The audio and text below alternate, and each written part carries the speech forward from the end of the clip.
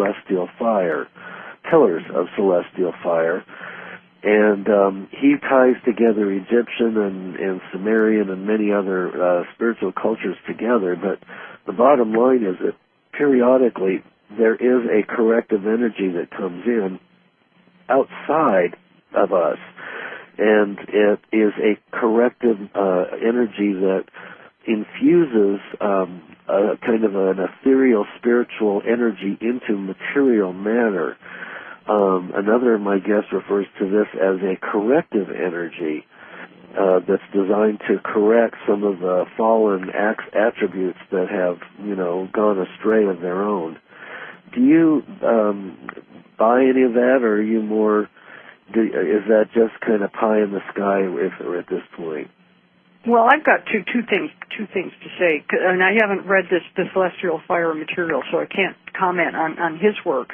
But first of all, we're a unit here: the Earth and the Moon, and then the planets and the solar system, and then we're within a galaxy, and the galaxy is within the super galaxies, and so on, so forth. So we're a unit within a larger field, simply put. And certainly makes sense to me that there would be corrections in the larger field, because the larger field could not continue to grow and thrive and change unless there were periodic corrective process going on. It just makes sense. So it makes sense to me that when there's a larger correction, and I can, now speaking from the Pleiades, because I can do that too, the whole Pleiadian system is in the middle of a larger correction. And I could just say that to you because I participate in it. And so wouldn't it make sense that as the larger levels of the field that we exist in, as a correction occurs there, then of course it occurs here. And I think one of the best signs that that's true are crop circles. Because I've been studying crop circles for 25, 30 years, and two of the chapters in Alchemy of Nine Dimensions are about crop circles. Because crop circles are literally a cosmic flow of information, and what they do is they tell us what's going on in the bigger field. So you can use crop circles to read for these kinds of corrections or changes in the larger field. And the crop circles this summer in particular have just been incredible. They've been, many of them are almost commentaries on the nine-dimensional system that I brought through in alchemy. Many of them have they're filled with commentaries about this dimension and that dimension and how this dimension fits with that dimension. And there have been in previous years a few crop circles that did that. But this year, a third to a half of them are showing that kind of evidence. Now, as you know, in the Pleiadian agenda and then in alchemy, the Pleiadians said that at the end of the calendar, we would become a nine-dimensional species. As you know, we talked about that on our last radio show. So the idea seems to be that there is some kind of larger correction going on, which is strongly affecting this planet. I think that's absolutely true. Well, of course, Carl Kellerman says we're in a pre-wave right now, which leads us into the ninth, which comes in, February of next year, or is that March? That's March 9th, 2011. And then the pre-wave thing was really interesting. Of course, I participated in teaching at that point, and of course, I've been, sensitive to the pre-wave. And what I find interesting about the pre-wave issue is that Kalaman just came out and said, if you don't join in on this consciousness and become part of it, if you don't make an intention for this next level to come in March, the universal underworld, then he's saying, how can you expect it to happen if you don't intend it? And he did a really good job of going right to square one about the fact that what happens here happened because of what we're creating. You see that? Very good. And so that's, good. yeah. And so first I didn't, by the way, I didn't resonate with what he was talking about. For some reason it didn't strike me. And then the week, fortunately I had set up teaching anyway, like I'm teaching right during the beginning of day 7. I mean, I'm almost always teaching at these key points, but I don't necessarily know what I'm resonating with until I get there. You see what I mean? Yeah. I didn't understand what he was talking about until the week before the conscious convergence. That was July 17th and the 18th. And then all of a sudden, I remember waking up one day and going, Barbara, you are such a dodo.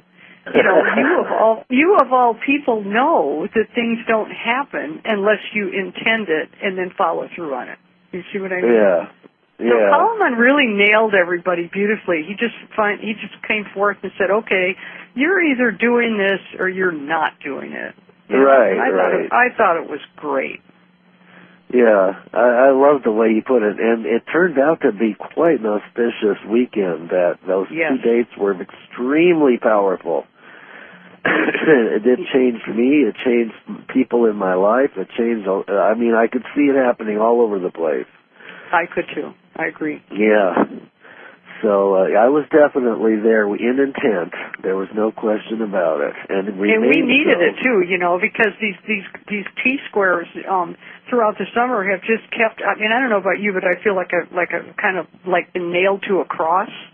I've noticed though that under the influence of these T-squares, I've noticed that I'm getting a lot done. Now it's exhausting. And it's a drag, but every day I'm doing it. You know what I mean? So these T-squares have been good because T-squares do motivate people to get things done. Yes, yeah. Well, now, so what is coming up on the horizon from this point forward that we need to be aware of, that without stepping on any bear traps? I think we really need to allow ourselves to open up our hearts. And I know that sounds really trite, but assuming that there is a very big wave of compassion coming in, this is a cosmic compassion, then just like intending the pre-pulse, you know, if it's happening, but you keep your heart closed, you're not going to receive that energy. And when you open up the heart isn't just about joy. The heart is also about pain. So to just be explicit about it, if it is true that a lot of species are dying right now, we need to be conscious of that. Like I live in Vancouver. I'm actually Canadian. And the other day, I walked down by the ocean in Vancouver, and there was a 75 to 100 foot long gray whale right in English Bay. It was about off the shore. You could almost touch it. Wow. And the shore was filled with hundreds of people, and they were in like a meditative state. And I didn't ask anybody what was going on, okay? Because I didn't want to break anybody's I just didn't want to. I think that they were meditating with that whale to help it get out of the bay. And it did move out of the bay. The Coast Guard came in, helicopters came in, looked like they were going to try to do something about it, and finally that whale just simply swam out of the bay. And as far as I know, it hasn't returned. It's okay. Now, there is something sad about species dying, which I think we can be convinced is occurring right now, and yet are people tuned into that? Yeah. So I'm not saying right now we're there, Lance, because I can't say I'm tuned into it. I am thinking a lot about all those turtles. They took all of the turtle eggs off the beach in the oil spill area, and they buried them all in the sand in Florida, figuring that they might hatch and swim out to sea. They did that about a month and a half ago. So I am tuned into those turtle eggs and wondering if the problem is, are they going to have the instinct to know what to do when they hatch on a strange beach? Do you see what I mean? Oh, yeah. So I'm tuning in whenever I can, but we're not getting any information because nobody wants anybody to get the truth. I know. You know? Top secret. Do not approach. Mm-hmm. And I know you've got a cold right now, which is clearing, you know.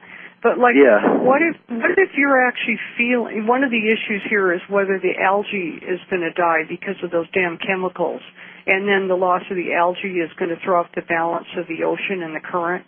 That's one of the potential issues here. Well, maybe you have a cold because you can feel the pain of the algae. In other words, what I'm saying is, with this new moon, September 8th, I think we need to intentionally open our hearts to what's really happening right on our planet.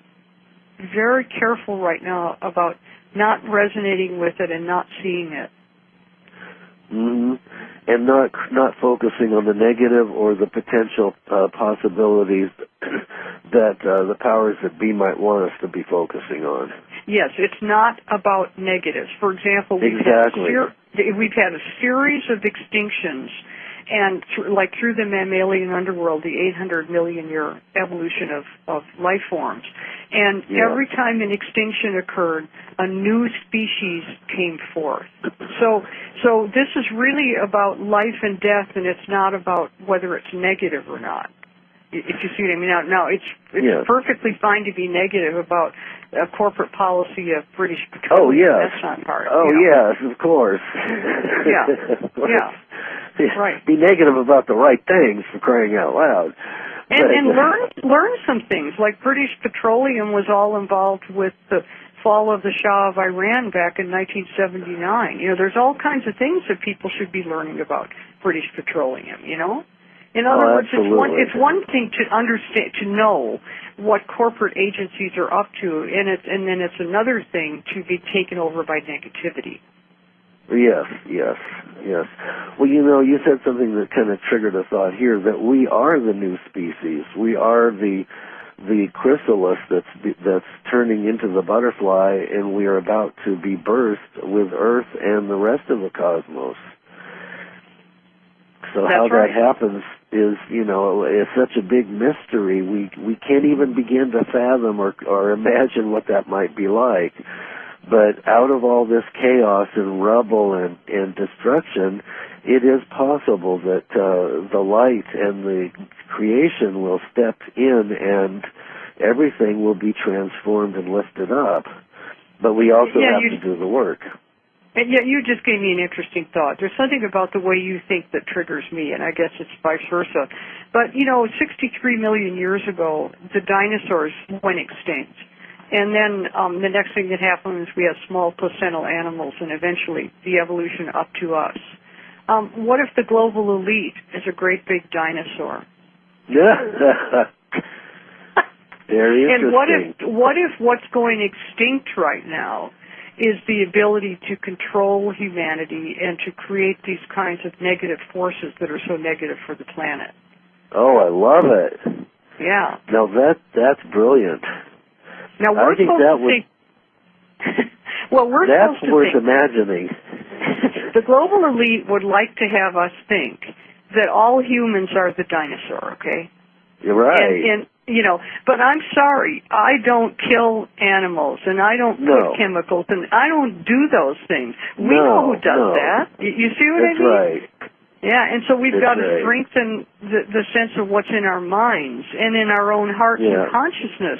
That's right. And so as I thank you for giving me the chance to articulate this, because as this wave of compassion comes in, we need to be in that wave and with that wave and driving that pre-pulse up to universal consciousness so that we are the ones who make the global elite into a dinosaur. All right, I'm with you on that one. That's a brilliant